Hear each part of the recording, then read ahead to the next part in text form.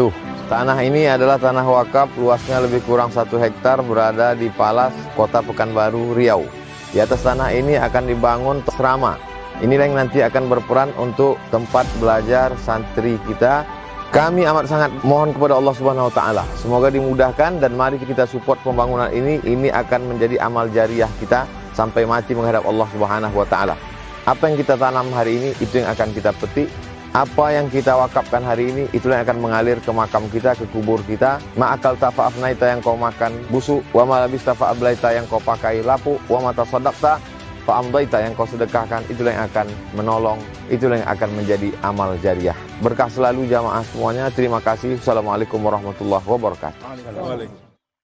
Assalamualaikum warahmatullahi wabarakatuh. Waalaikumsalam warahmatullahi wabarakatuh. Bismillahirrahmanirrahim. Alhamdulillahi rabbil alamin, hamdal hamidin, hamdal mustaghfirin, hamdan yuwafi ni'amahu wa yukafi'u mazidahu. Ya Rabbana lakal hamdu kulluhu wa lakas syukru kulluhu kama yanbaghi li jalali wajhikal karimi wa azimi sultanik. Asyhadu an la ilaha illallah wahdahu la syarikalah wa asyhadu anna Muhammadan abduhu wa rasuluhu la nabiyya wa la rasula ba'dahu. Allahumma salli wa sallim wa barik ala sayyidina Muhammadin wa ala alihi wa sahbihi ajmain. Kaum muslimin, kaum muslimat, hadirin hadirat yang dimuliakan oleh Allah Subhanahu wa taala. Pada pagi menjelang siang ini Allah mentakdirkan kita dengan takdir terbaik, berkumpul dengan para ulama di dalam majelis ilmu, yang mana pada hari ini begitu spesial. Bersama kita telah hadir Al-Ustadz Tuan Guru Profesor Dr. Haji Abdul Somad LCMA, dan juga telah hadir bersama kita Al-Ustadz Tuan Guru kita Buya Dr. Ar-Razi Hashim LCMA, yang mana saya yakin mereka berdua ini tidak saling mencari, tidak saling ingin bertemu barangkali, tetapi takdir Allah begitu indah. Allah pertemukan mereka berdua, dan juga insya Allah nanti pada beberapa saat lagi Kiai Haji Idrus Ramli juga akan hadir bersama kita. Alhamdulillah, bertemunya para ulama kita ini dan kita duduk bersama mereka menyejukkan hati kita. Mudah-mudahan apa yang kita lakukan pada pagi menjelang siang ini insya Allah menjadi pemberat timbangan kebaikan kita di akhirat kelak. Amin ya rabbal alamin. Hadirin hadirat, para asatiz yang dimuliakan oleh Allah Subhanahu wa taala.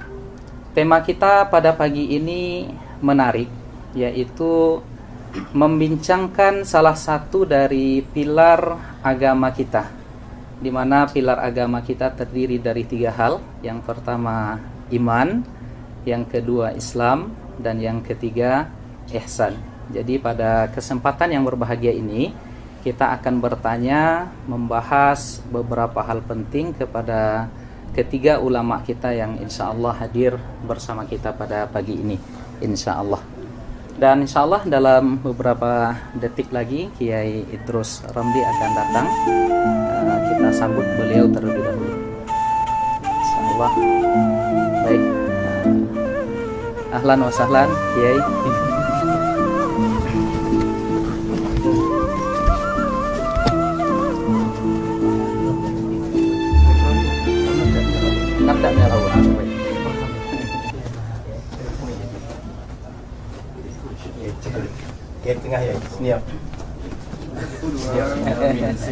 Baiklah hadirin hadirat yang dimuliakan oleh Allah Subhanahu wa taala, para asatiz yang hadir di majelis pada hari ini. Untuk tidak memperpanjang mukaddimah, kita langsung akan berdiskusi santai dengan ketiga alim ulama kita yang hadir pada pagi ini bersama kita, di mana tema besar kita pada hari ini adalah meluruskan stigma negatif terhadap tasawuf. Ada beberapa pertanyaan yang akan kita bagikan kepada para alim ulama kita pada pagi ini. Yang pertama barangkali akan kami tanyakan terlebih dahulu kepada saya belakangan. Saya akhir-akhir. Mungkin kepada Kiai. Tapi kalau dilihat dari senioritas nih, Kiai Idrus sepertinya yang paling senior, Kiai.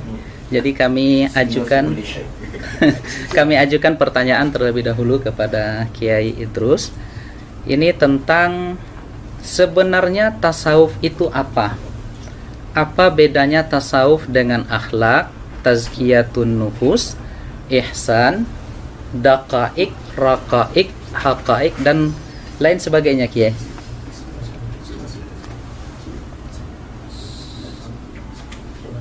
Ya, Assalamualaikum warahmatullahi wabarakatuh. Waalaikumsalam warahmatullahi wabarakatuh.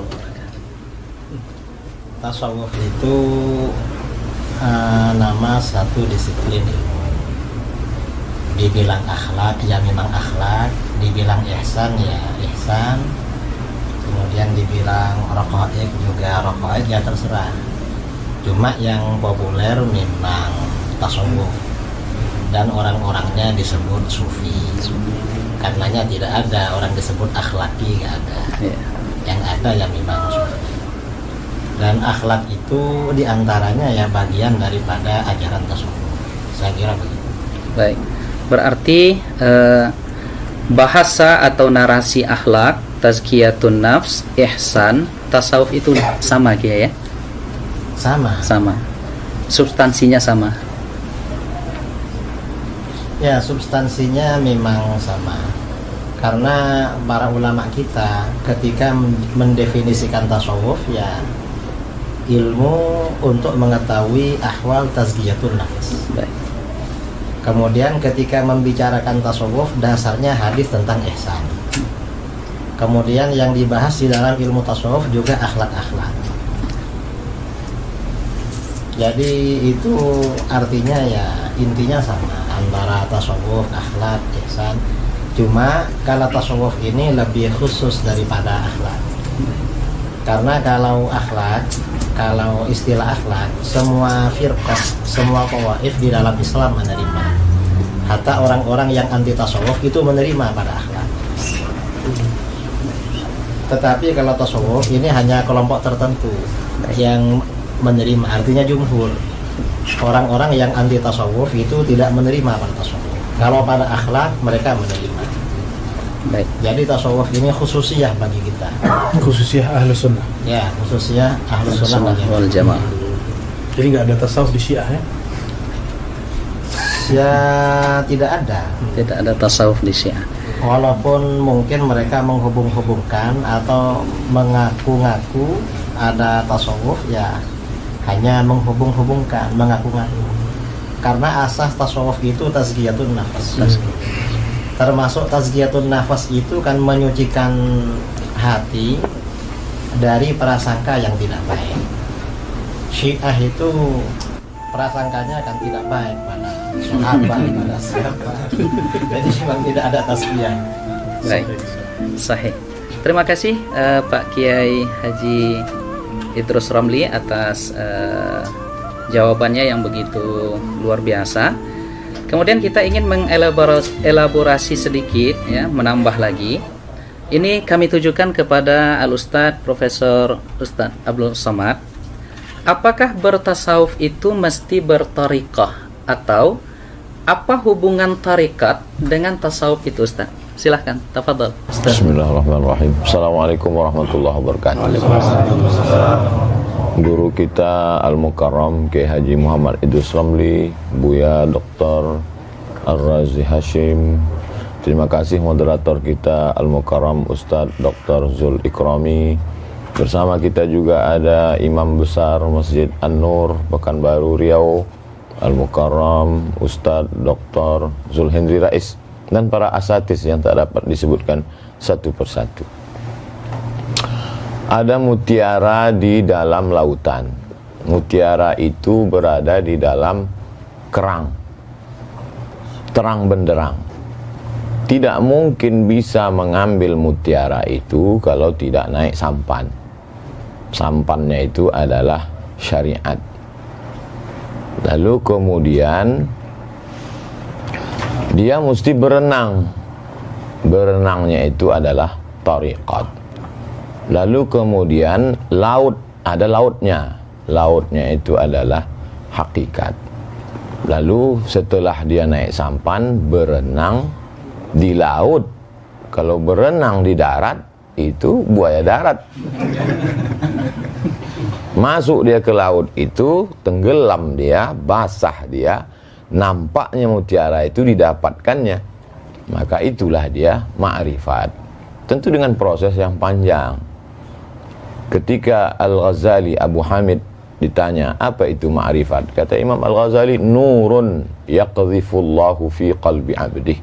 Cahaya yang ditembakkan Allah, dipancarkan ke dalam hati seorang hamba. Buah daripada riyadhahnya, buah daripada melawan hawa nafsunya yang zahir dan yang batin. Itulah dia.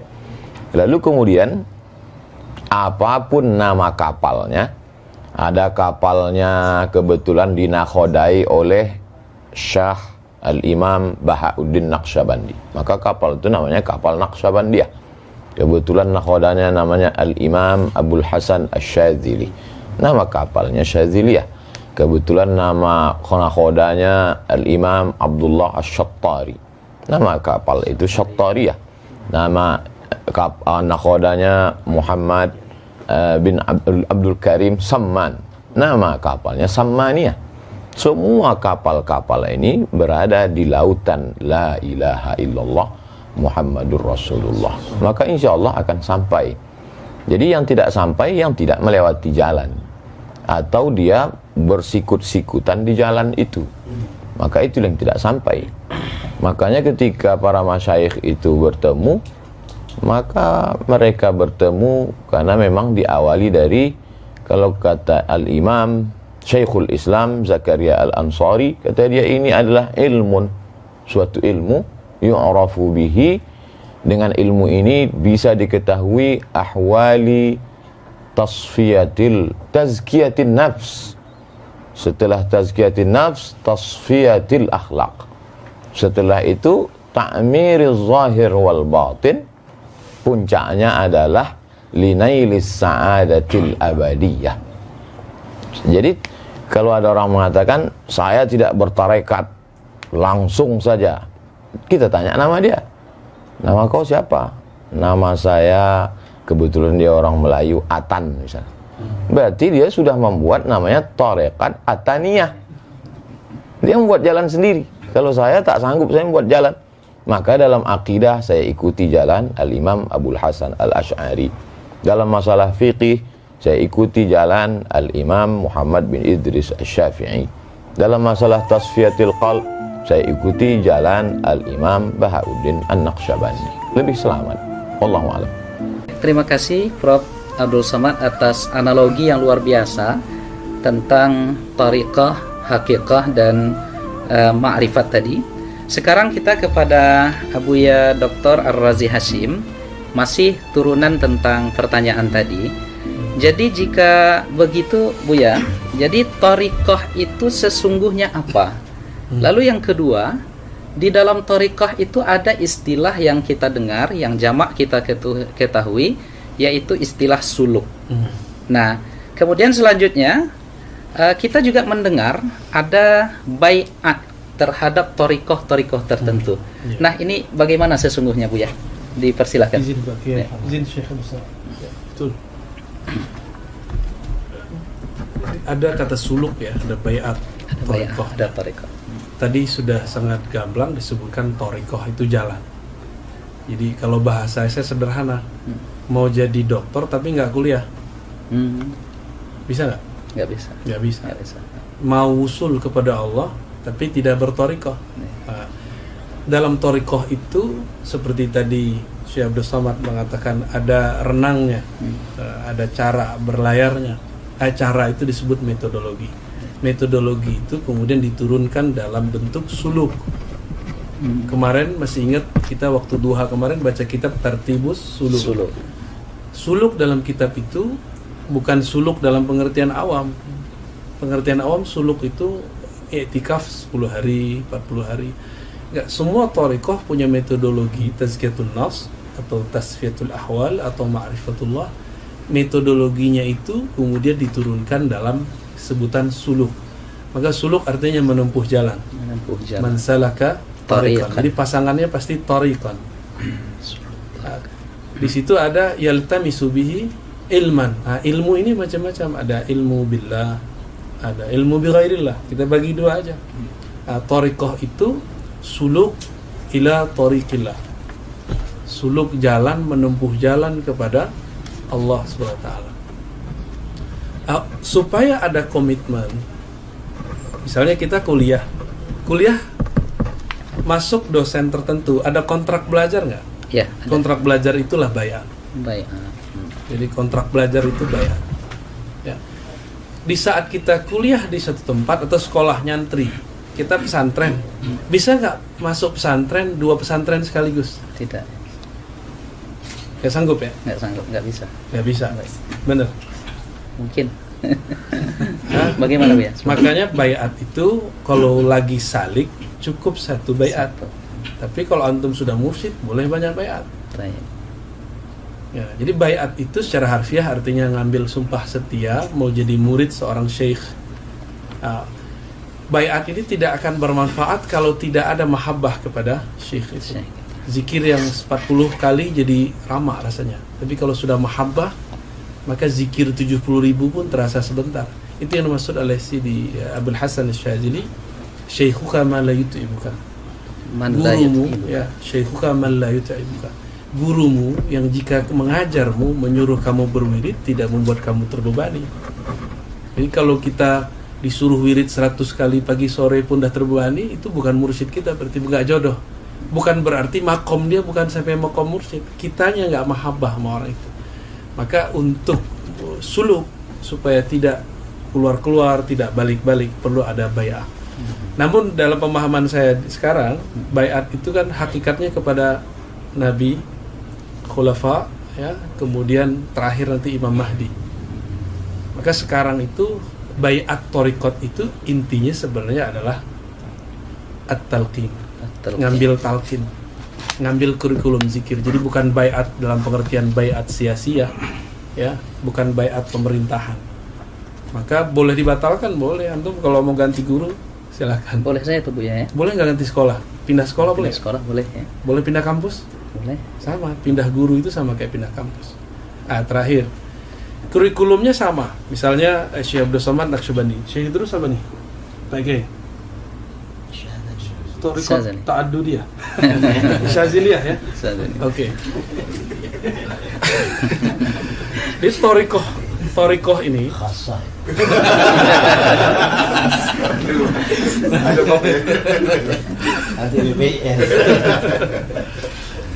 namanya sama. Sekolah itu sama-sama kurikulumnya kurikulum A, B. Yang beda siapa? Gurunya, bukan bangunannya. Maka at-thariqah itu yang aham itu bukan nama thariqatnya, bukan nama manhajnya, tapi man mursyiduhu. Siapa mursyidnya? Itulah inti dari thariqah bayat. Ya, penjelasan yang luar biasa rekan-rekan sekalian yang dimuliakan oleh Allah. Kita tambah lagi dan semakin kesini semakin menarik. Ya, saya ingin ke Profesor Ustadz Abdul Somad lagi. Jadi jika demikian adanya tentang thariqah, tentang suluk dan lain sebagainya, ini mengapa Ustadz di dalam setiap thariqah itu zikirnya berbeda-beda dan mengapa ditalkinkan? Silakan Ustaz. Saya dengan Al-Mukarram Dr. Zulhendri Rais berjumpa dengan Syekh Muwaffaq Mursyid Syadziliyah yang juga muhaddis karena banyak ijazah hadis, murid dari Syekh Badruddin Al-Hasani. Syekh, kenapa amalan zikir ini, tarekat ini berbeda? Ini kok berbeda? Kata beliau, seorang mursyid syekh mengambil dari sunnah, dari hadis. Makanya kalau dilihat aurat zikir-zikir mereka itu, kalau dicari nanti di dalam kutubus sunan tetap ketemu. Yang sebagiannya ilham. Tentu zikir kan ada ma'surat, ada ghairu ma'sur. Lalu kemudian mana yang menurut dia paling mudah untuk muridnya, atau setelah istigharah dia, atau ilham yang dia peroleh, itulah yang dia susun, dia ajarkan kepada murid-muridnya. Jadi dalam hal ini saya mengutip saja, menukil. Karena saya tidak alim dalam bidang itu, lebih aslam, lebih selamat mengutip. Jadi wirid dalam tarikat ini begini, dalam tarikat ini begini. Ini dalam hal bacaan, dalam hal jumlah dan selainnya. Adapun tentang jalan zikir, dalam hal ini dari pertanyaan-pertanyaan saya ada beberapa perbedaan. Saya tanya kepada Syekh ini tentang jalan zikir. Yang saya maksud jalan zikir itu jalan dia di dalam badan ini waktu berzikir itu. Kata Syekh ini zikirnya dari Nabi, jalannya itu dari Syekh, dia dapat ilham. Kata Syekh yang satu. Kata Syekh yang satu enggak, zikirnya dengan jalannya sekalian dari Nabi Sallallahu Alaihi Wasallam. Saya tidak. Yang penting kita biasanya dengan mursyid ini kal mayyit baina man yaghsiluhu, seperti mayat yang dimandikan. Maka tidak terlalu penting tentang itu, karena dia beramal tujuannya adalah dengan ridha itu dia sampai kepada ridha Allah. Jangan beramal untuk meminta sesuatu, tapi beramallah untuk mencari ridha Allah. Karena kalau kau beramal mencari ridha Allah, Allah akan berikan kepada engkau segala sesuatu. Nah, itu yang membuat mereka tidak terlalu mempermasalahkan itu. Saya pun mungkin ketika menanyakan itu mungkin sudah su'ul adab dengan Syekh. Ini apakah zikirnya dengan jalannya atau zikirnya dari Nabi, jalannya dari Syekh? Apa tadi pertanyaan kedua? Saking banyaknya pertanyaan. Kemudian kenapa ditalkinkan? Kenapa mesti ditalkinkan? Kalau ada orang mempermasalahkan Abdul Somad sudah talqin tarekat, maka dia sudah bid'ah.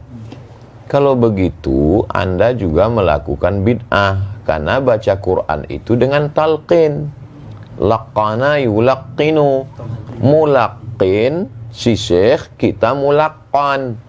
Laqinu mautakum, talqinkanlah orang yang mau mati la ilaha illallah. Guru mentalkinkan la ilaha illallah, kata mulut dia. Jalannya begini, kata dia. Maka talqin itu metode pendidikan dalam Islam. Bagaimana kita tahu membaca alif lam mim? Itu kan dari talqin. Kalau dari PDF alama, alam nasrah dengan alif lam mim sama tulisannya. Syekh Muhammad Mutawalli Sya'rawi pertama tahfiz Quran kan gitu, di komplainnya gurunya. Itu tunjukkannya. Ini alif lam mim. Kenapa di sini bacanya alam? Kenapa di sini alif lam mim? Itu tahu lewat talqin. Belajar hadis pun melalui talqin. Jadi kalau ada orang mempermasalahkan talqin dalam zikir, maka bermasalahlah semua ilmu kita ini. Jadi talaqi, musyafahah itu adalah nama lain dari talqin. Hadis, akidah, kita ini rata-rata kita bertalqin ke guru kita. Maka siapa yang tak bertalqin berarti dia dapat dari mana? Dari buku. Tahammul wal ada, level yang paling rendah adalah wijadah. Wijadah ketemu. Ketemu di mana? Ketemu di buku, walaupun itu diakui, tapi dia tetap mesti bersambung. Dalam hal zikir, dia tidak sekedar ilmu, tapi di sana ada mauhibah, di sana ada barokah, di sana ada faid, limpahan. Limpahan-limpahan dari tuan-tuan guru, itulah yang kita harapkan. Maka dengan duduk ini mudah-mudahan kita semua mendapatkan limpahan faidul barakah dari Kiai Idrus Ramli, dari Buya Ar-Razi Hashim. Tapi yang paling banyak mengharapkan ini pasti barokah dari Kiai Idrus Ramli. Termasuk Buya Ar-Razi pun ingin mendapatkannya. Wallahu a'lam. Terima kasih Prof. Abdul Somad ya, yang sudah menjelaskan dengan begitu gamblang ya tentang sebegitu indahnya. Jadi apa yang disampaikan oleh Ustaz Abdul Somad dengan Buya Ar-Razi Hashim dengan Kiai Idrus Ramli tadi, sesungguhnya apa yang kita tanyakan dengan seluruh jawaban mereka tadi menampakkan keindahan pilar ketiga di dalam ajaran agama kita itu, yaitu tentang ihsan. Nah, kalau begitu Kiai, saya ingin ke Kiai Idrus Ramli lagi. Mengapa ada stigma miring terhadap tasawuf, atau banyak yang menyesatkan tasawuf ini Kiai, dan bahkan dengan tegas mereka katakan sufi itu Zindik. zindik, kemudian sufi ini adalah orang-orang yang tidak terikat dengan Al-Quran dan Sunnah, dan mereka adalah ahlul bid'ah. Ini mengapa ada stigma dan kesan seperti itu, Kiai? Silahkan, Kiai. Ya, terima kasih ya. Stigma sebagian orang bahwa tasawuf itu sesat, itu kebanyakan karena mereka tidak tahu. Jadi kata Imam Ghazali dalam kitab Yahya, sering beliau sampaikan, an-nasu a'da'u ma jahilu. Manusia biasanya memusuhi apa yang mereka tidak tahu. Coba mereka tahu, tidak akan begitu. Seperti misalnya juga seperti sebagian orang-orang ya, orang-orang yang tidak suka tasawuf bilang bahwa ajaran-ajaran tasawuf itu bertentangan dengan Al-Quran dan Sunnah. Padahal orang sufi itu paling rajin baca Quran. Paling rajin baca. Syaratnya sufi harus rajin baca Quran, rajin zikir, rajin sholat. Itu kan dari Al-Quran Sunnah semua.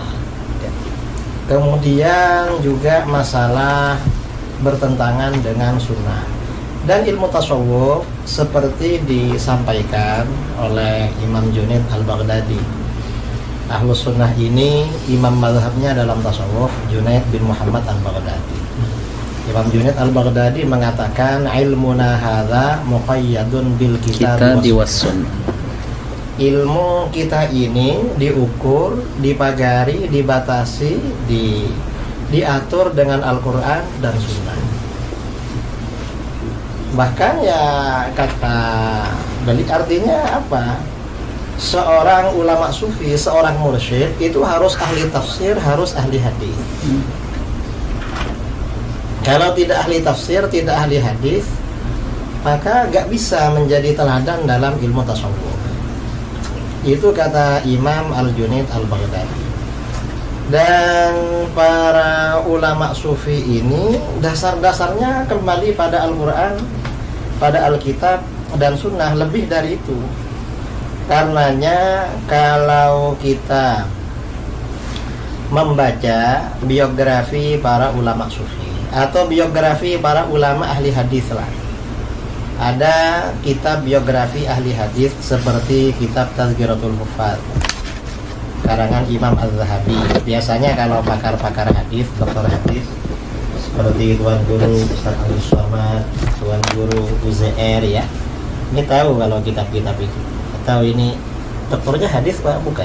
Hadas.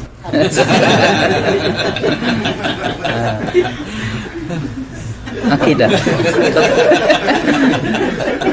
Dokternya di akidah.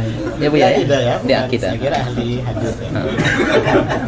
Hadisnya di Darussunnah ya. Bukan Hadrat Akbar.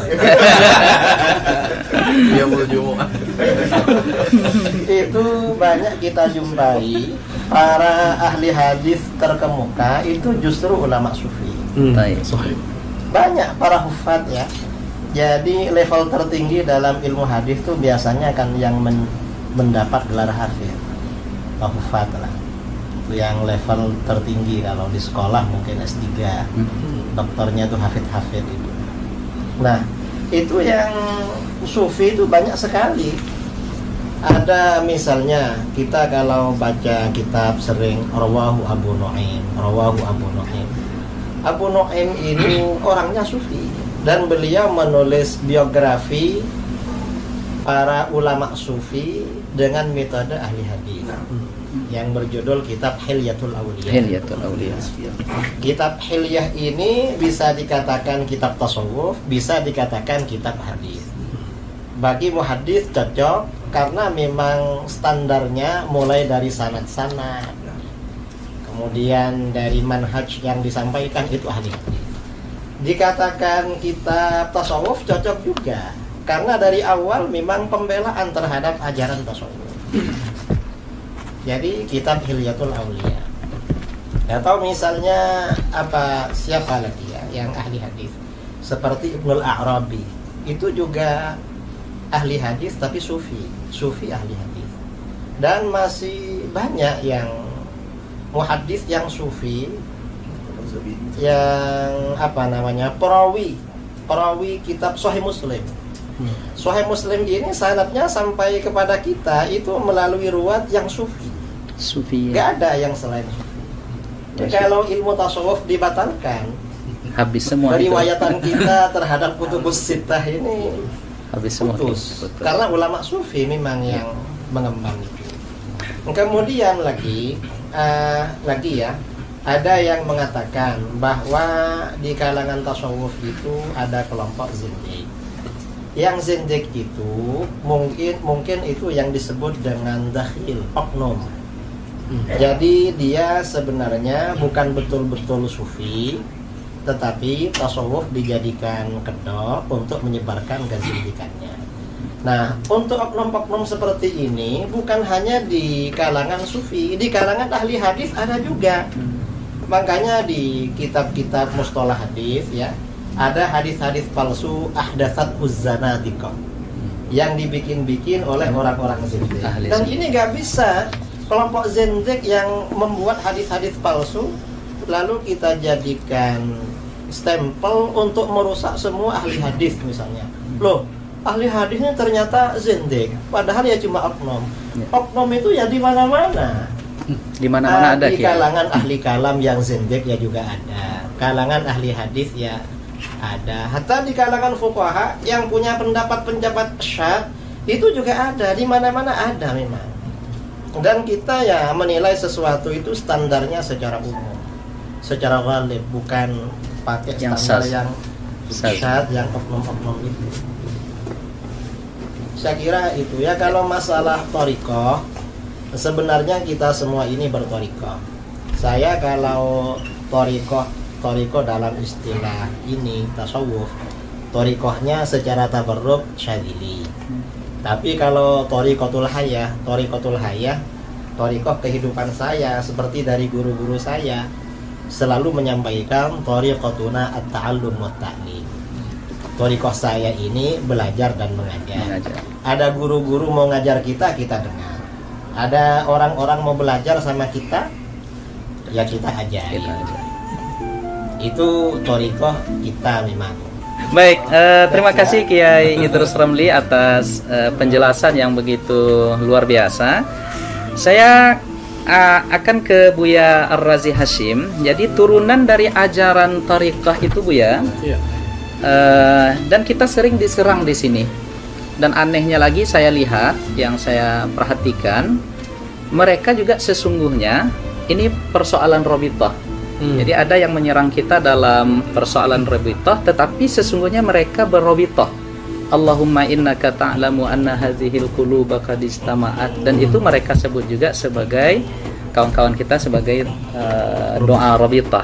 Nah sekarang robitoh itu apa Buya? Dan apakah betul robitoh itu dalam tanda kutip mempertuhankan guru? Kadang kita di ribat-ribat di majelis kita itu ada foto-foto guru kita, dan kita dituduh oleh sebahagian sahabat-sahabat kita ini mempertuhankan, mengqadasahkan guru. Nah, jadi bagaimana ini Bu ya? Silakan Bu ya. Ya, para pembenci tasawuf itu kurang mengerti bab cinta. Rabithah itu adalah alaqatul hub baina syekh wal murid, baina al-murid wa syekh. Jadi hubungan cinta antara guru, murid dan guru. Seharusnya rabithah itu, jadi kita bagi, ada ar-rabithah al-kubra, ada ar-rabithah as-sughra. Yang paling pantas kita ikat cinta itu hanya kepada Allah. Allah hanya bisa lewat Rasulullah. Maka rabithah yang kubra itu cuma kepada baginda Rasulullah SAW. Namun karena kita tidak bertemu Rasulullah, maka Nabi mengatakan tuba liman ra'ani, tuba liman ra'ani. Kalau nggak bertemu aku, kan tadi beruntung yang bertemu aku, melihat aku. Ya sudah, tuba liman ra'a man ra'ani. Itu rabithah. Itu dalil rabithah yang pertama yang paling sahih ya. Dan disebutkan di riwayat Ahmad, Nabi mengulangnya sab'an, berarti 7 kali. Liman ra'a man ra'a man ra'a man ra'a, berarti 7 generasi ya. Terus dalam hadis Imam Ibnu Majah ada yang semakna, Ahmad juga ada, Abu Nuaim dalam Hilyah tadi disebut oleh Pak Kiai Idrus. Nabi ditanya dua lafaz, man auliyaullah, yang kedua man khairun nas. Apa jawaban Nabi? Man idza ru'u dzukirallah. Itulah dalil Robitoh terkuat. Dan cara Robitoh ada di situ. Siapa yang jika dia dipandang, divisualkan, diingat, maka mengingat mereka, memandang mereka, menghantarkan kita kepada Allah Subhanahu wa taala. Itulah Robitoh yang hakiki. Ya. Dan itu mesti bersanad. Ya. Mesti ditalkinkan. Ya. Jadi itu dalil Robitoh. Apa masih kurang? Iya. Artinya semua amalan-amalan yang ada atau praktek di dalam dunia tasawuf itu ada dalilnya dari Al-Quran dan Sunnah, Ibu ya. Nah, sekarang ru'u kan dipandang. Ya, dipandang. Karena kita susah membayangkan guru, boleh nggak kita ambil foto guru taruh di rumah? Iya. Boleh nggak? Boleh. Kalau memandang foto beliau membuat kita ingat ilmu beliau tentang zikrullah, maka bagian dari Robitoh. Dulu kalau orang-orang Pariaman di matamnya itu, di rumah makannya ada foto Angku Salih. Angku Salih itu dulu berkalam. Kalau fotoku ada di rumah kalian, tapi kalian tidak sholat, tolong dicopot, tolong dibakar. Berarti Robitohnya nggak nyambung gitu. Ya. Terputus, Bu. Terputus. Nah, itu salah satu contoh Robitoh. Ya. Terima kasih, Bu ya. Saya ke Profesor Ustadz Abdul Somad. Jadi Ustadz, di dalam pengamalan tasawuf itu ada di antara teknik zikir itu yang mereka berdiri, Ustaz. Mereka berdiri, dan ini saya pernah menyaksikan beberapa kali, terutama di Sudan ada thariqah samaniyah yang mereka berzikir la ilaha illallah itu berdiri dan berkeliling. Nah, jadi ini seperti apa sebenarnya, Ustaz? Karena ini kita yang mengamalkan ini juga diserang, dituduh, dan bahkan dibid'ahkan juga. Silakan, Ustaz. A'udzubillahi minasyaitonirrajim. Alladzina yadhkurunallaha qiyaman.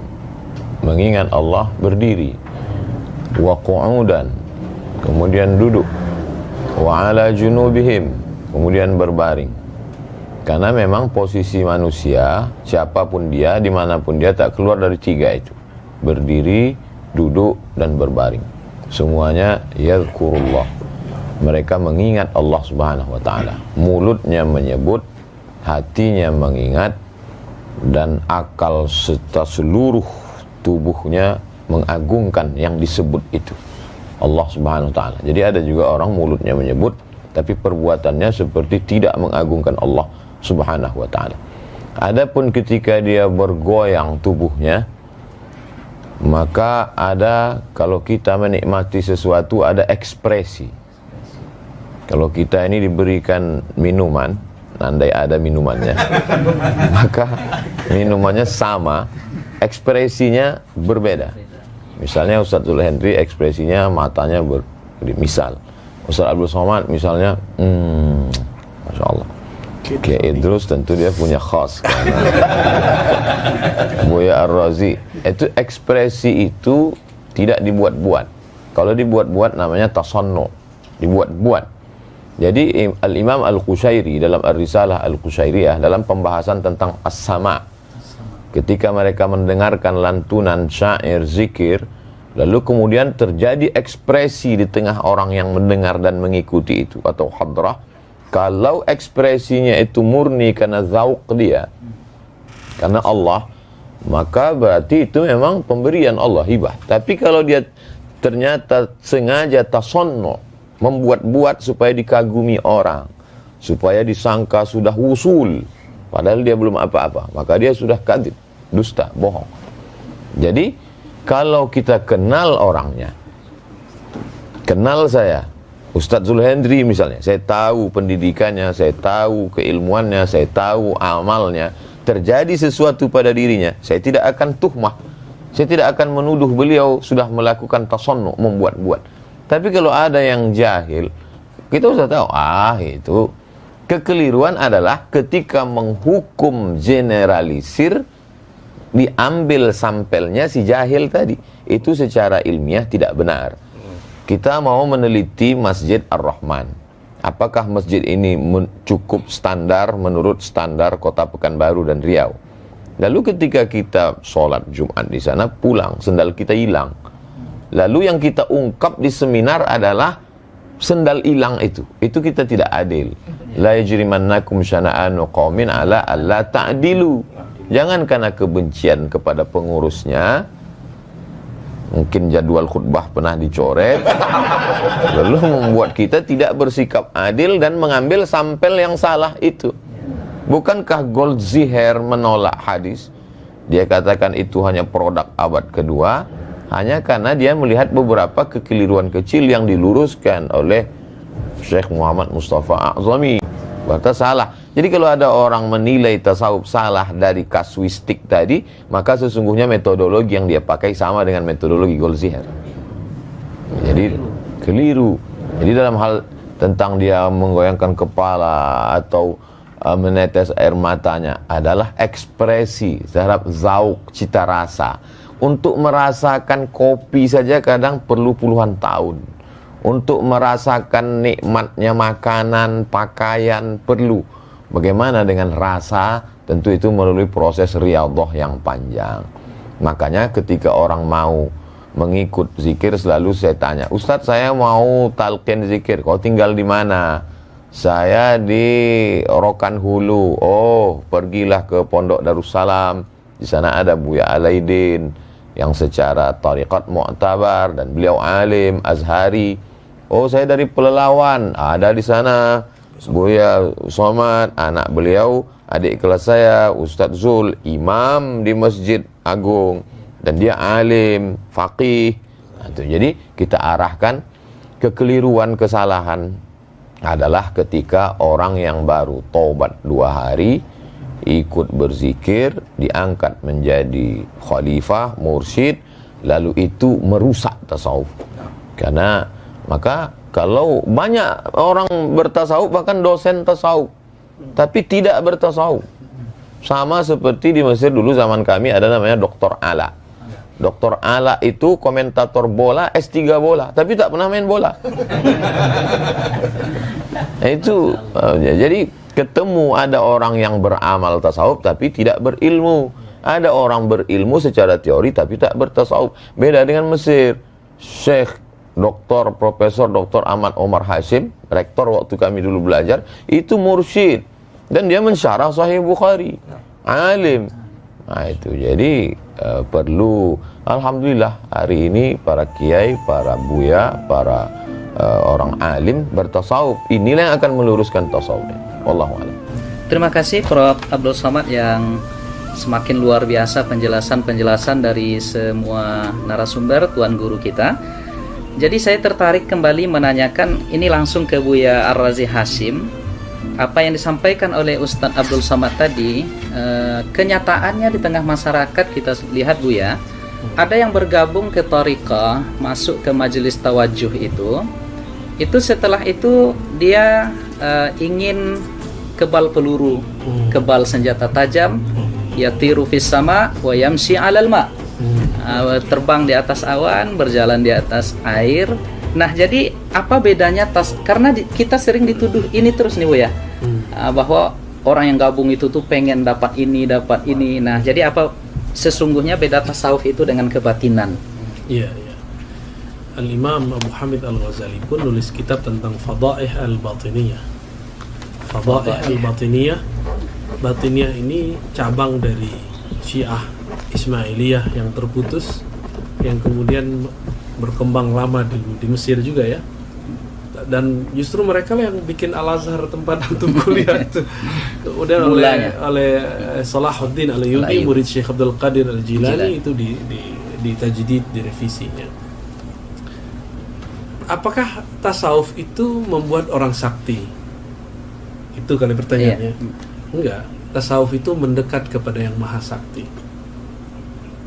Apakah tasawuf bikin kebal? Bukan, tasawuf itu biar antum kebal neraka nanti. Ketika ada hadis Bismillahirrahmanirrahim la yadurru ma'asmihi syai'un fil ardi wala fis sama, ya. Itu hadis kan dipakai kan untuk silat, debus. Itu boleh. Minta burhan namanya, minta bukti. Ya Allah, kalau memang betul doa ini tembus ke badan, maka tidak ada lagi mudarat langit dan bumi. Tapi jangan sering-sering. Maka lakukan sesekali aja kayak Nabi Ibrahim. Liyatma'inna qalbi. Boleh sesekali. Itu mau diajarin. Belum makamnya Bu ya. Bukan orang SMA aja bisa, masa dokter ya? bisa. Ya, berarti kurang yakin kalau sama anak SMA yang ini. Belum berani. Ini kurang berani, kurang sujaah. Itu biar kayak Idrus nanti. Jadi at-tasawuf itu at-taqarrub ilallah, yang maha sakti, mendekatkan diri kepada yang maha sakti, bukan menjadi sakti. Karena iblis itu sakti, tapi nggak dekat kepada Allah. Ini nggak ada urusan kita mau yatiru alal hawa. Kalau itu hawa, burung setiap hari terbang. Apakah dia sakti? Apakah dia jadi sufi? Tidak juga ya. Ya, yang jalan di atas air emang ada? Itu kungfu aja, kungfu hustle. Ya. Jadi beda antara tasawuf dengan kebatinan. Beda. Ingin ke Kiai Idrus. Dari itu Kiai, kita juga sering dituduh dan dikatakan bahwa tasawuf dan orang-orang thariqah itu, atau mungkin tasawuf itu berasal dari ajaran Syiah. Dan ini ya beredar di media sosial, di ceramah-ceramah beberapa ustaz. Nah, ini bagaimana nih Kiai, silakan.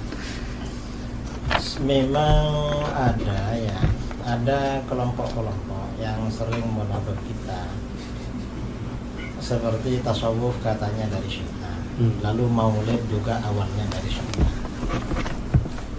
Ya itu ya hanya tuduhan saja. Dan Syiah juga suka mengklaim, bahwa semua disiplin keilmuan dalam Islam yang mengawali dulu Syiah. Usul fikih katanya pertama kali dari Imam Ja'far Shadiq. Terus tafsir ya juga begitu. Semuanya dari Syiah. Nggak ada sama sekali selain Syiah. Padahal dalam sejarah peradaban Islam, Syiah itu selalu tertinggal dari mazhab-mazhab yang ada di dalam Sunni, misalnya mazhabul arba'ah. Contoh ya, kita kembali pada tafsir Al-Quran. Setelah mazhabul arba'ah, Hanafi, Maliki, Syafi'i, Hambali, masing-masing punya disiplin kitab Ahkamul Quran. Beberapa ratus tahun kemudian Syiah baru ngarang. Lambat peradabannya, tapi ya Syiah mengklaim. Dan ini kelompok yang nggak suka dengan kita, anti Syiah sebenarnya. Kadang percaya sama Syiah. Anti Syiah, tetapi berita dari Syiah mereka terima gitu. Mereka terima. Ya, karena mengapa? Ya karena mereka agak suka aja sama kita sebenarnya. Jadi dibilang dari Syiah. Ada lagi yang lebih parah dari itu. Tasawuf itu katanya dari Yahudi. Ada yang bilang tasawuf itu katanya dari Hindu, dari mana. Itu lebih parah lagi, tuduhan-tuduhan seperti itu. Padahal ya enggak. Coba kita baca di Muqaddimah Hilyatul Auliya. Hilyatul Auliya, Imam Abu Nuaim menulis kitab Hilyatul Auliya itu kan untuk menjelaskan kalau tasawuf itu tidak identik dengan kebatinan. Tasawuf itu tidak identik dengan inhilal minas syariah, melepaskan diri dari ajaran syariat. Tidak. Tasawuf itu tidak identik dengan aliran-aliran di luar Ahlus Sunnah, tidak. Karenanya beliau menjelaskan di dalam kitab Hilyatul Auliya itu.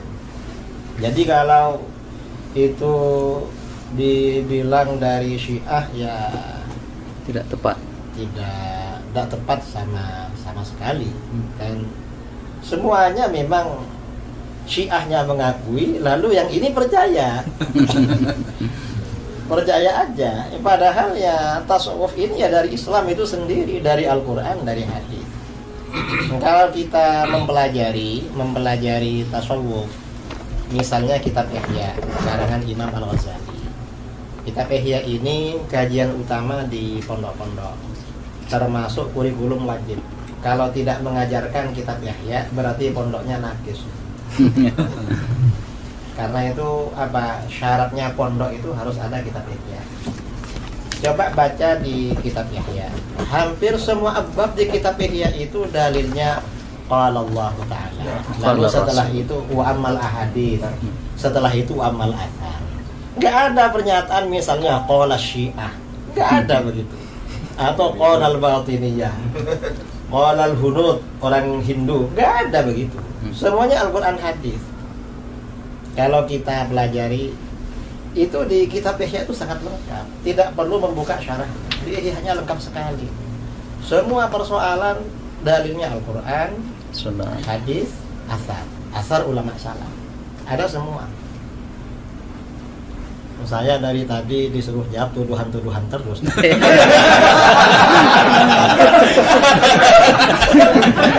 Moderator ya.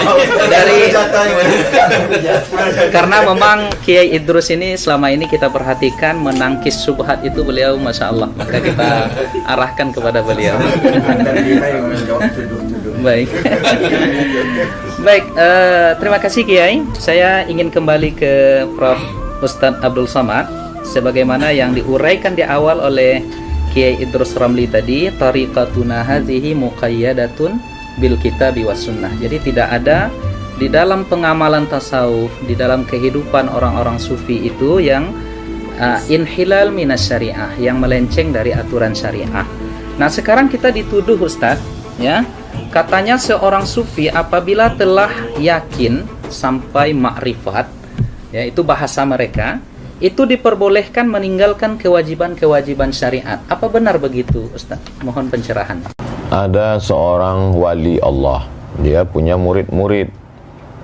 Murid itu pun diambil dari bahasa tasawuf. Arada yuridu, murid, orang yang punya keinginan yang kuat. Begitulah kuatnya pengaruh tasawuf di Indonesia. Sampai yang tidak ikut tasawuf pun disebut juga murid. Jadi bagi yang tidak suka tasawuf itu susah sekali. Nanti di sekolahnya tidak boleh pakai murid. Bid'ah. Nah itu. Lalu kemudian murid-murid ini dia bawa ke majelis yang dikatakan wali tadi. Dia sedang berada di dalam masjid, sedang berzikir. Begitu mereka sampai, tiba-tiba yang dikatakan wali di dalam masjid tadi meludah di dalam masjid. Ya busuku, meludah. Langsung dia membawa murid-muridnya pulang. Ayo kita pulang, ini bukan wali Allah, tapi wali syaitan. Kenapa? Karena mukhalafat, meludah dalam masjid itu bertentangan dengan sunnah. Itu disebutkan Imam Al-Qushairi yang kita baca Ramadan tahun lalu. Jadi betapa mereka berpegang kepada sunnah. Kemudian ada satu kitab yang ditahqiq oleh Syekh Abdul Halim Mahmud. Beliau dianggap sebagai sufi modern, menjabat Syekhul Azhar, dapat gelar doktor dari Sorbonne, Prancis. Dosen pembimbingnya Louis Massignon, Louis Massignon tulisannya. Dalam kitab itu dia bercerita tentang ungkapan-ungkapan mereka. Idza ra'aitar rajul, kalau kau lihat ada orang yatiru fil hawa, terbang di atas awan, yamshi 'alal ma', berjalan di atas air, la taghtar, jangan tertipu, tapi pandanglah bagaimana istiqomahnya dia dengan syariah. Lalu kemudian kalau engkau masuk ke dalam hutan, sampai di dalam hutan itu tiba-tiba burung-burung yang di atas pokok kayu itu mengucapkan salam. Assalamu alayka ya Abdus Somad. Maka pandanglah hatimu. Kalau dalam hatimu ada rasa bangga, oh akulah wali Allah, berarti kau sedang tertipu, maghrur.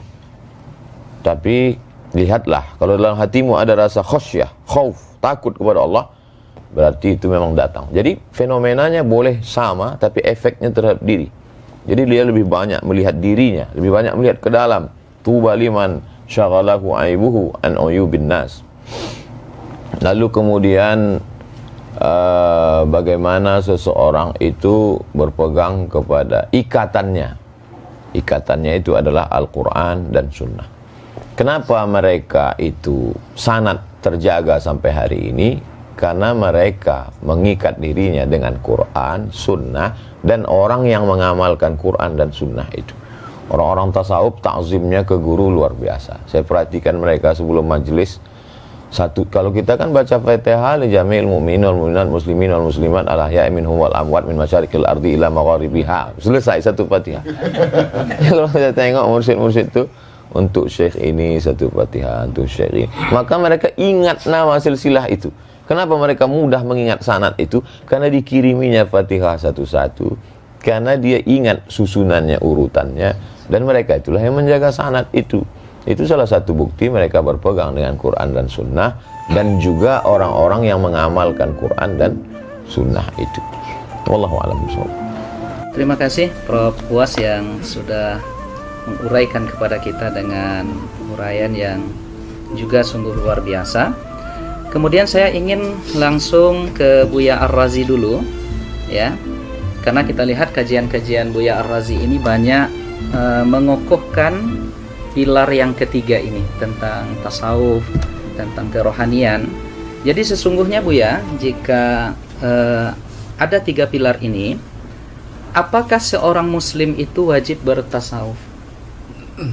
Mau jawab langsung Pak, jawab muter-muter? Langsung Buya. Muter dulu dikit nggak apa-apa. Kalau al-Islam melahirkan ilmu fikih, fikih ini kemudian melahirkan banyak mazhab yang kemudian Allah seleksi jadi 4. Tanpa bermazhab, tanpa berfikih, kita tidak tahu sholat kita sah atau batal. Lalu Imam Ghazali ditanya, apa perbedaannya antara fikih dengan tasawuf? Kalau fikih ma'rifatus sihhah, mengetahui yang sahih ataupun yang batil, sedangkan tasawuf ma'rifatul qabul warrad. Jadi terima tidak diterima itu para sufi sudah ada indikatornya, bisa dicek dan itu jelas ilmiah.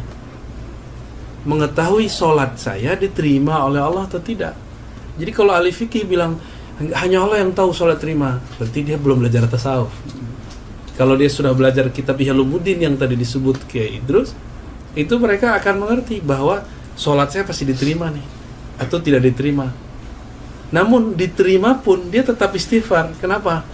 Sebagus-bagus sholat kita tidak akan pernah sama dengan sholat Nabi. Sallu kama ra'aitumuni usalli. Maka Nabi kasih kalam yang indah, itu tashilan lana wa rukhsatan lana. Kama ra'aitumuni. Nabi enggak mengatakan sallu kama usolli. Itu kan gawat kalau begitu. Bisa-bisa enggak sholat kita. Tapi kama ra'aitumuni, sebagaimana engkau memandang, melihat. Mandang Nabi enggak? Tidak langsung. Maka kita mandang orang yang punya sanad kepada Nabi. Bersanad kepada Nabi secara zahir, itulah mazhab fikih. Lalu Nabi mengajarkan, kalau engkau sholat bacalah wajjahtu, itulah qalbu. Ketika takbir kecilkan dirimu, itulah ajaran ruhani Nabi.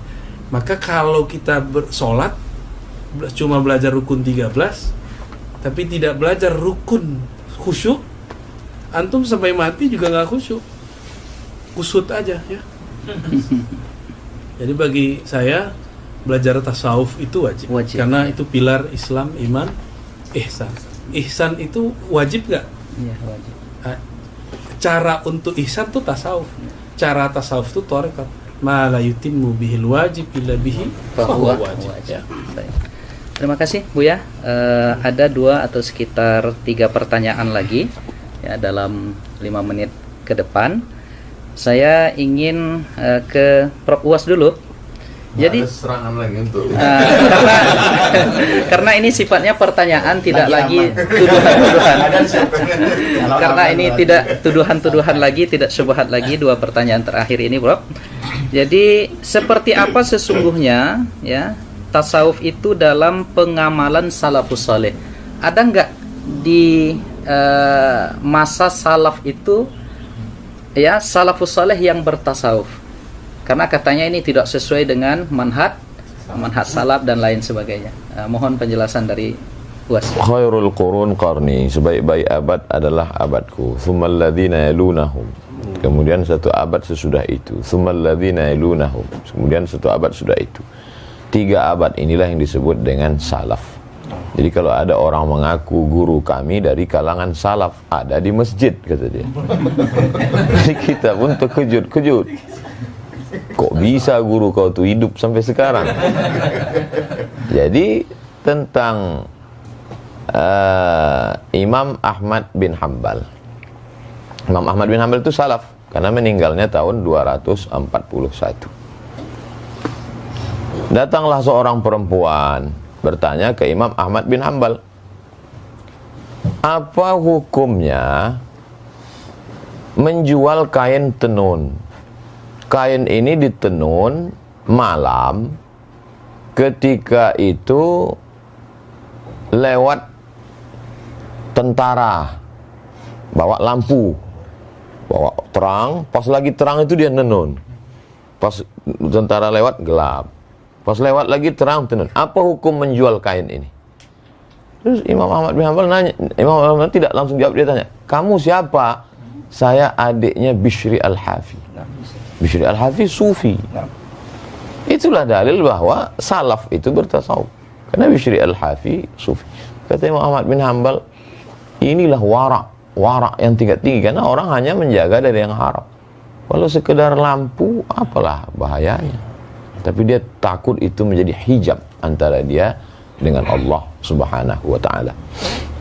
Lalu kemudian imam paling tua di antara 4 mazhab, Imam Abu Hanifah, Imam Hanafi, pernah berdiri tegak kena panas.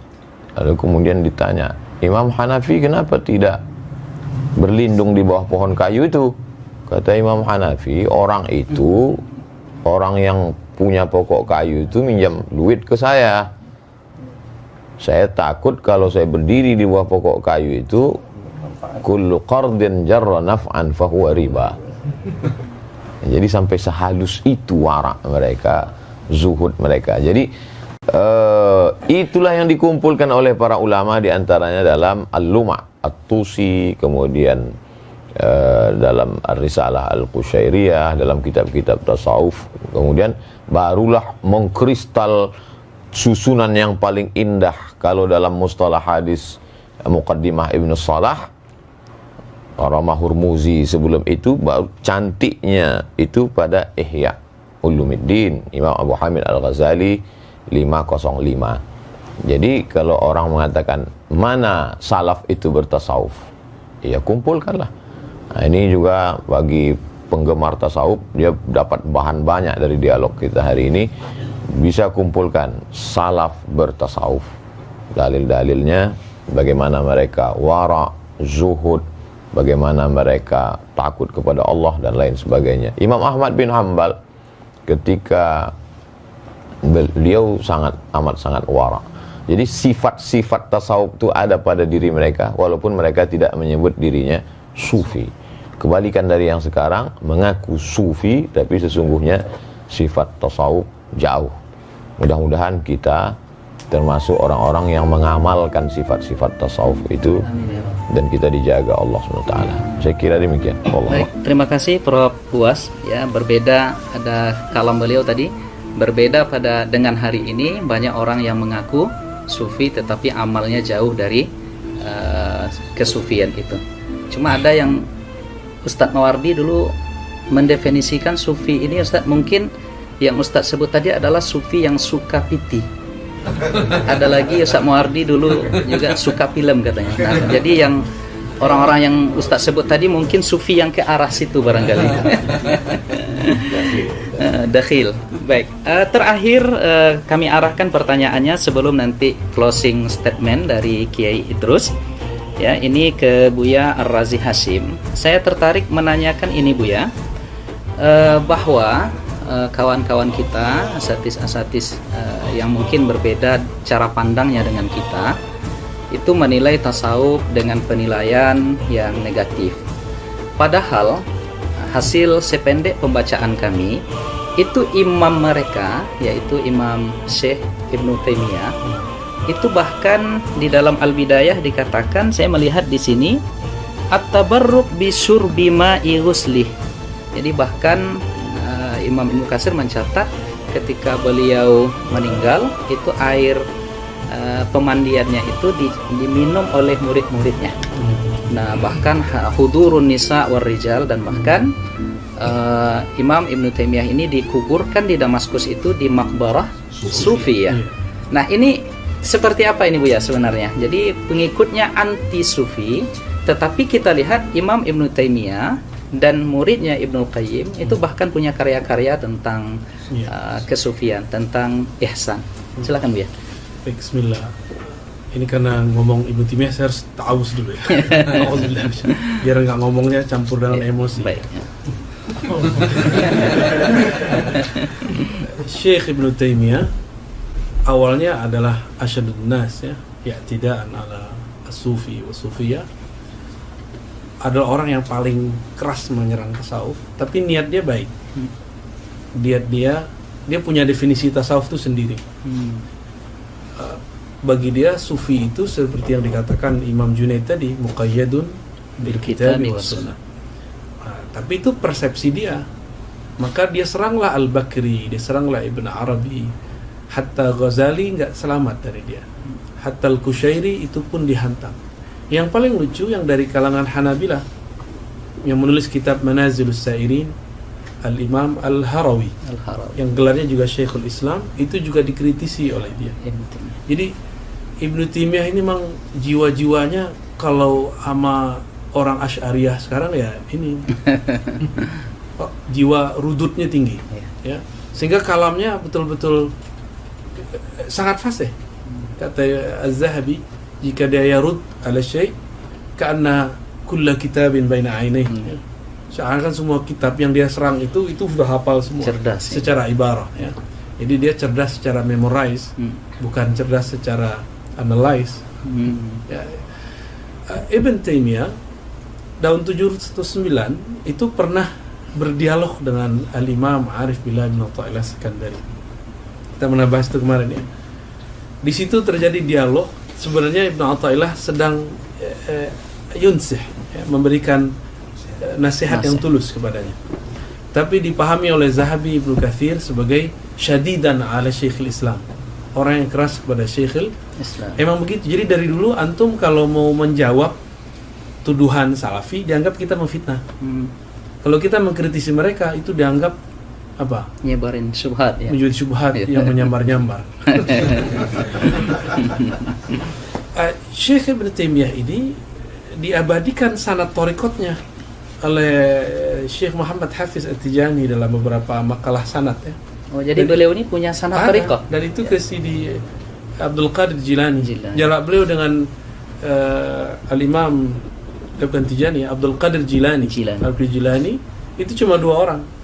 Beliau berguru kepada, seingat saya namanya Abu Muhammad, kemudian dari Ibn Qudamah langsung daripada Syekh Abdul Qadir Jilani. Jadi Ibn Qudamah itu datang dengan Ibnul Jauzi ke Baghdad 40 hari sebelum wafat Syekh Abdul Qadir Jilani. Hari ke-40 dia wafat, suluk mereka selesai. 40 hari mereka 40 suluk. Maka Imam Ibnul Jauzi mengerti isi Ihya. Ibnu Qudamah pun kemudian menulis tentang abab Tazkiyatun Nufus dalam beberapa risalahnya ya. Ibn Taimiyah nyambung kepada Syekh Abdul Qadir Jilani. Maka dalam Majmu' Fatawa ada 2 jilid, beliau menyebut Syekh Abdul Qadir dengan Sidi Syekh. Terjemahannya apa? Tuan guru. Dan itu istilah tasawuf ya, Sidi Tuan Syekh. Ya, Tuan Syekh Abdul Qadir Jilani dan Abuya. Sidi. Ada tambahan belakangnya, Qaddasallahu sirrah. Dan yang paling ajib dalam Madarijus Salikin yang 1 jilid tebal itu, Ibnu Qayyim yang menulis memori dia dengan Ibnu Taimiyah dalam syarah-syarahnya. Begitu juga Al-Wabilus Thayyib, dia menyebut Ibnu Taimiyah dengan Qaddasallahu sirrah. Berarti dia sudah mentakdis gurunya sebagai seorang wali, karena Qaddasallahu sirrah itu cuma wali. Mursyidnya belum boleh. Kalau belum wali ya. Kalau antum wali murid. Jadi Ibnu Taimiyah fi awakhir umri kana yamil ila tasawuf bal yadfa anhu. Jadi beliau di akhir hayatnya memang sudah cenderung bertasawuf karena sudah tidak boleh lagi nulis, tidak boleh lagi berfatwa, dan beliau yakhtimul Quran fi shalah. Jadi khatam Qurannya dalam salat. Ada subuh, zikir, nggak berhenti-berhenti, dan itu cuma amalan sufi. Jadi akhir ayatnya beliau asli bertasawuf. Jadi intinya Ibnu Taimiyah tidak anti tasawuf, dia cuma ingin membersihkan tasawuf versi dia. Lalu mengapa murid-muridnya sampai hari ini pengikut metodologi beliau itu anti dan sangat keras itu Bu ya? Kira-kira apa itu latar belakangnya kira-kira? Li'annahum ma indahum isnad ya. Karena mereka nggak punya sanad. Kalau orang nggak punya sanad fikrah, sanad ijazah, sanad tarbiyah. Mereka nggak punya sanad tarbiyah. Sanad ijazahnya nggak punya kan? Sanad tarbiyah ini paling mahal. Mereka nggak punya sanad tarbiyah, sehingga tidak ada yang ngerekam thariqatnya Ibnu Taimiyah. Ketika dikabarkan oleh para masyayikh, Ibnu Qayyim nulis Madarijus Salikin, itu Muhammad Hisan itu mentahzir kitab Ar-Ruh. Jangan dibaca kitabnya. Al-Adawi meragukan karya Madarijus Salikin. Usah baca kitabnya. Jadi mereka sendiri kurang ajar sama imamnya. Apalagi sama kita. Apalagi sama orang-orang di samping saya. Jadi ini terakhir ya. Kita itu walaupun mau menjawab mereka, tapi niatnya memperkuat diri kita. Kita la nashtaghil bimasailihim bi ikhtilafihim. Kita enggak usah repot dengan mereka. Kita perkuat saja aswaja yang kita punya. Masalah mereka mau jidal ya sudah, biarin aja. Nanti kalau jidal kita serahkan kepada Syekh Idrus. Baik.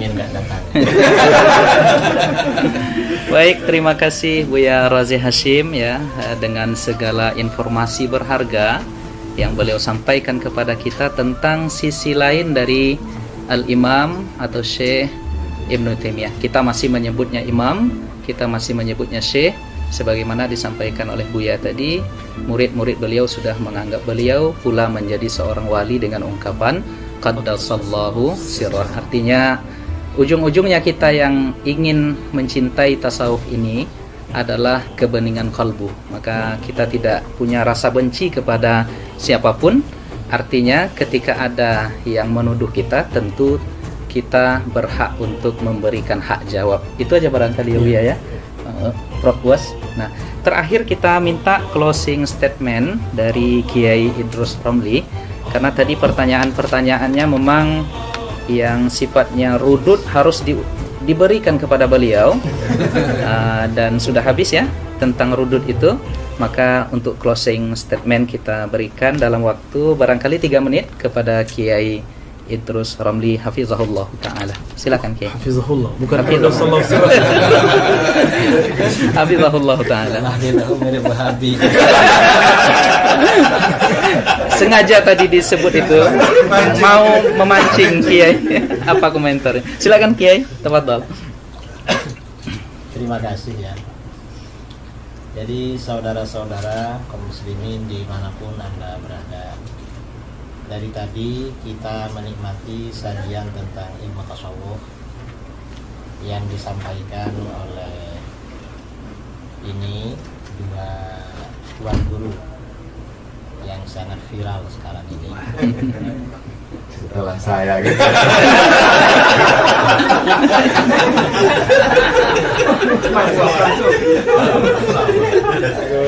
Ada ujungnya.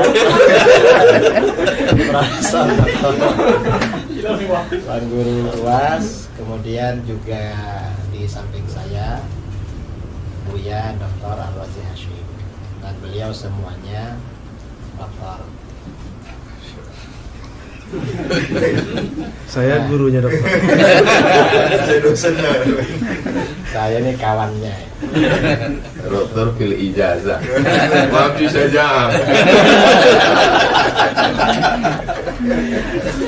Bahwa ajaran tasawuf itu adalah ajaran Islam yang murni dan sumbernya dari Al-Quran, hadis, serta pengamalan generasi salaf sejak para sahabat dan generasi berikutnya. Itu ajaran tasawuf. Dan tasawuf ini merupakan satu di antara 3 pilar dalam Islam yang tidak dapat terpisahkan.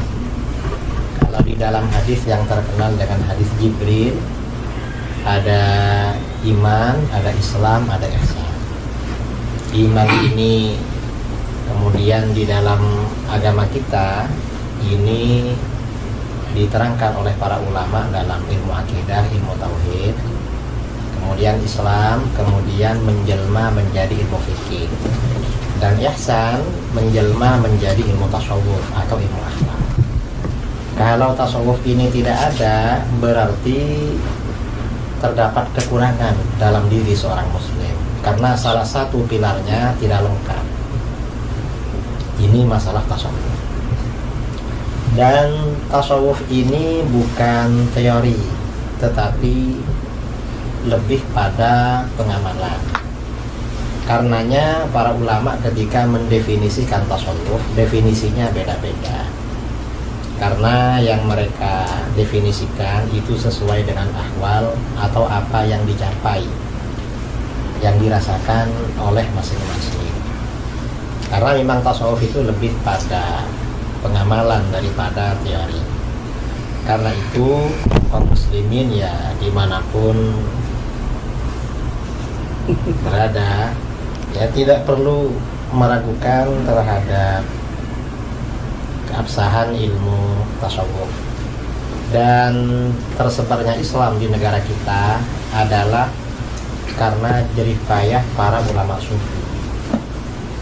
Para ulama sufi lah yang menyebarkan Islam di wilayah Nusantara ini, sehingga kita, mayoritas bangsa kita, mungkin 90% bangsa kita muslim, itu semua atas jasa-jasa para ulama sufi. Kita bersyukur kepada Allah Subhanahu wa Ta'ala, cinta kepada para ulama sufi. Kalau Al-Fakir sendiri, Al-Fakir ya bukan sufi, bukan sufi dalam arti yang diterangkan dalam ilmu tasawuf. Kalau seperti kita ini ya mungkin muhibbin.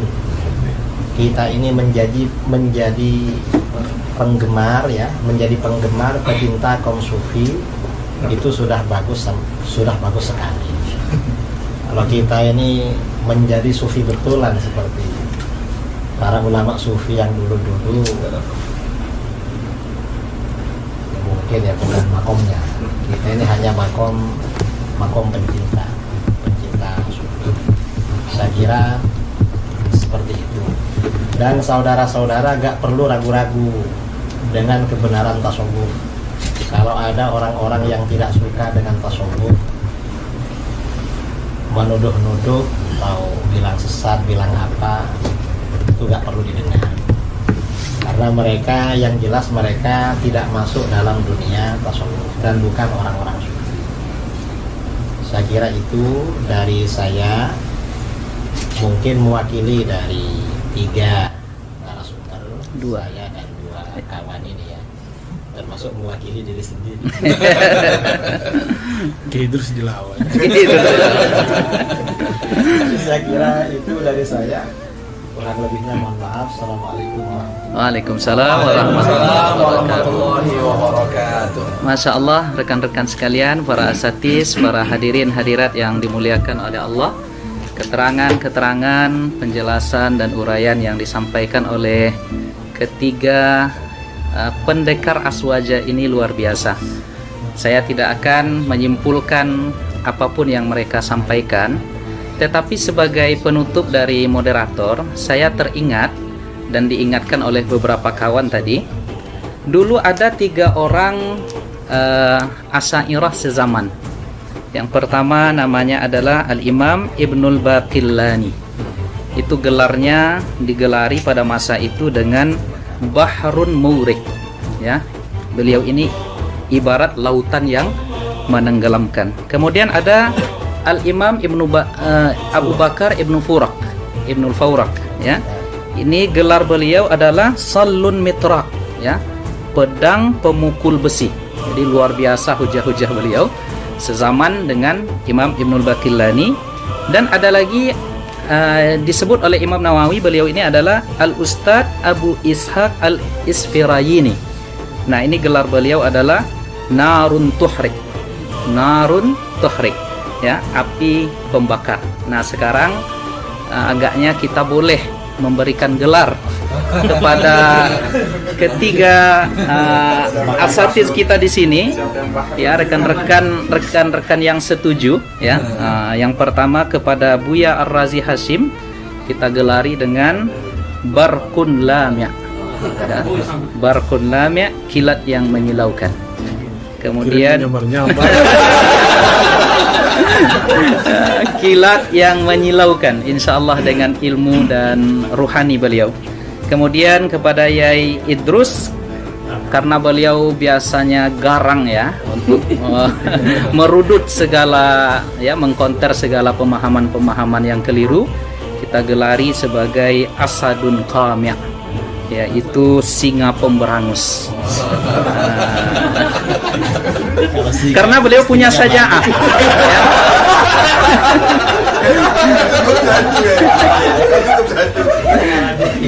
Karena beliau punya saja'ah, ya, terus punya saja'ah yang mungkin belum diamalkan oleh Prof Uwas dan Buya.